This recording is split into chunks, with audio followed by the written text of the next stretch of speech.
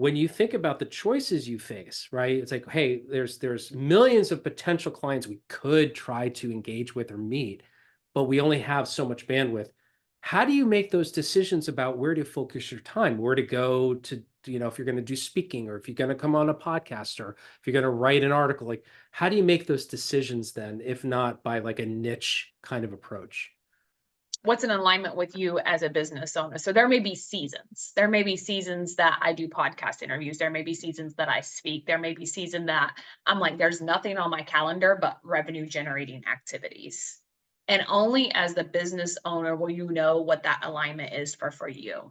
And that comes down to, again, really knowing yourself and how you operate. And I would say a huge part of this is human design. I'm a manifester. I work like one. And I very much have work sprints and I have rest periods. Julie does not work that way, right? So we know that about each other, and knowing this and fully stepping into my design was the best thing that I ever did for the business. So it's really understanding, how do I operate on a daily basis? What does that look like?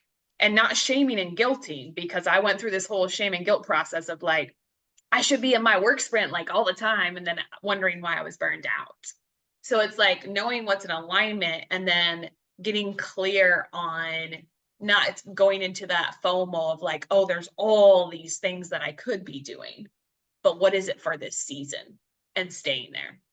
And I think like earlier today, I had a similar question where it was like, I think it was the exact same thing. And it's like, if someone wants to become a coach, so it's kind of similar, like what advice would you give them, or what, like, based on like experience and things like that. And I'm like, well, think about two things, like what's naturally drawn to you and what are you naturally drawn to? So if you're naturally drawn to a specific industry, then do it. If you love that industry, like do it, right? But if you're not naturally drawn, I am like, we can help everybody. Let's help everybody, right? Because I truly believe that everyone needs spiritual development, self-development. You place whatever label you want on it, but I believe that everyone needs that just to be better humans. And I believe if we are better humans, we have better families, better lives, and better businesses, better companies, better organizations.